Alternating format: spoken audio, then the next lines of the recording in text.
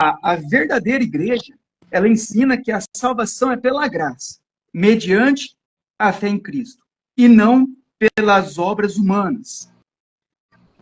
Então, isso eu acho que é muito importante, porque nós mesmos viemos de igrejas que ensinavam a salvação pela cooperação com Deus.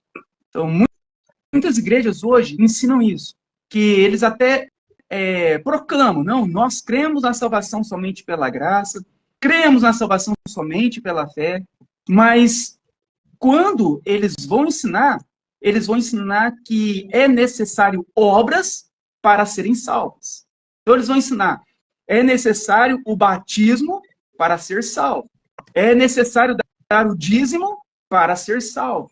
É necessário fazer vários tipos de obras para ser salvos. E que a salvação, na maior parte das igrejas que nós temos hoje no Brasil, ela é sinergista. O que significa? Que o homem, ele precisa de cooperar com Deus para ser salvo. Ele precisa de ajudar Deus na salvação. Eles entendem que Deus não é suficiente para salvar. No caso, nós cremos na fé monergista, que somente Deus salva. Mas a maior parte das igrejas até falam, não é Deus quem salva, mas nós também precisamos de fazer algo para receber a salvação. E eu queria que vocês pudessem falar um pouco sobre isso também, né? Sobre a verdadeira salvação pela fé mediante a graça. Então, sobre a salvação, a Escritura é mais que clara, né? Que é só pela graça somente, né? Em Efésios, Paulo vai dizer isso. E também em Timóteo, eu vou ler um pouquinho para vocês ler aqui, para quem está acompanhando também ver. 2 Timóteo 1, no verso 9. Paulo vai escrever a Timóteo. Pois ele nos salvou e nos chamou com uma santa vocação. Aí olha o que ele fala. Não em virtude das nossas obras, mas em função da sua própria determinação e graça. O que a gente entende? Que a salvação, ela é por graça somente, e ele deixa claro, tanto nessa passagem como em Efésios, que não é por obras. Então, tipo assim, a gente não pode associar nada humano na salvação. Nenhum mérito, nenhum esforço humano na salvação, porque a Escritura mostra e deixa claro que a salvação não é por obras. Porque o que acontece? Geralmente muitas pessoas pensam que, tipo assim, por que você vai para o céu? Por que você é salvo? Aí, quando surge a pergunta ou a dúvida, o que ele pensa, o que ele responde? Eu sou salvo porque eu sou uma pessoa boa. Eu sou salvo por quê? Porque tem ciclano lá que já matou, que já estrupou, que já roubou, e eu não, eu pago minhas contas em dia, né? Eu vou trabalhar todo dia cedo, não chego atrasado no serviço, então eu sou salvo.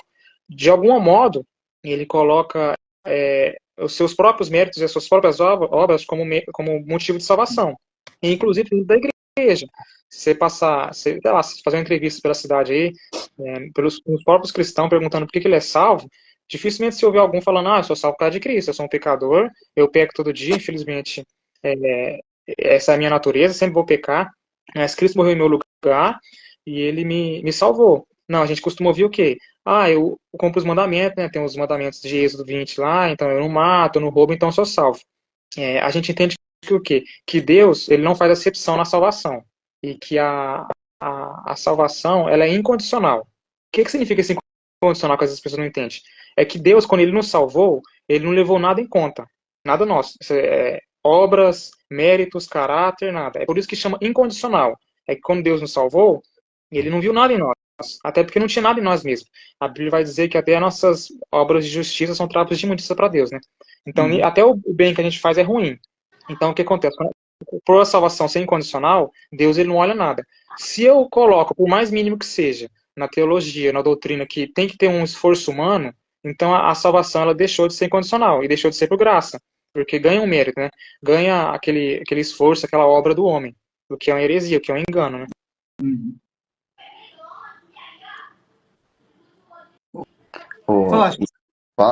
Então, a gente precisa entender o que quer dizer a palavra graça. Então, quando nós entendemos que é um favor imerecido, e se nós entendermos mesmo realmente, estiver isso no nosso coração, nós entendemos que ninguém merecia ser salvo. Então a graça, esse favor imerecido, através do sacrifício de Cristo por nós, nos trouxe essa salvação. Então a graça é esse favor imerecido. Que quer dizer o quê? Que nós, por nossos próprios esforços, nós não conseguiríamos ser salvos. Todos nós estaríamos sujeitos à condenação.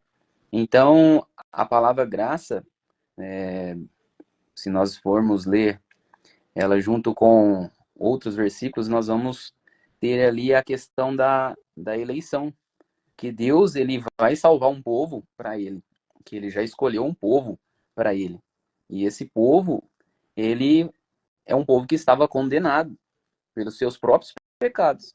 Mas pelo favor imerecido, pela graça de Cristo Jesus, ele resolveu salvar um povo para ele, né? Então nós temos que a graça, ela anda junta com a própria eleição. Então nós não podemos negar que há um povo eleito para Deus, né, através da graça que Cristo nos salvou.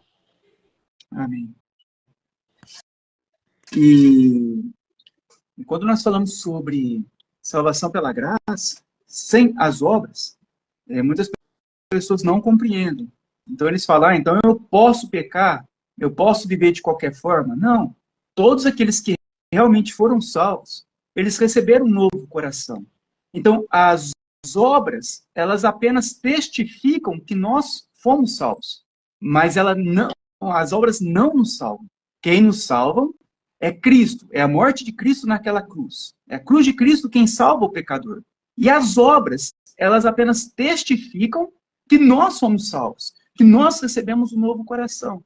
Então, todo homem só pode ser salvo pela graça de Deus, mediante a fé. E as obras apenas testificam que eles realmente foram salvos. Então, qualquer igreja que ensina que é necessário fé mais obras é uma falsa igreja.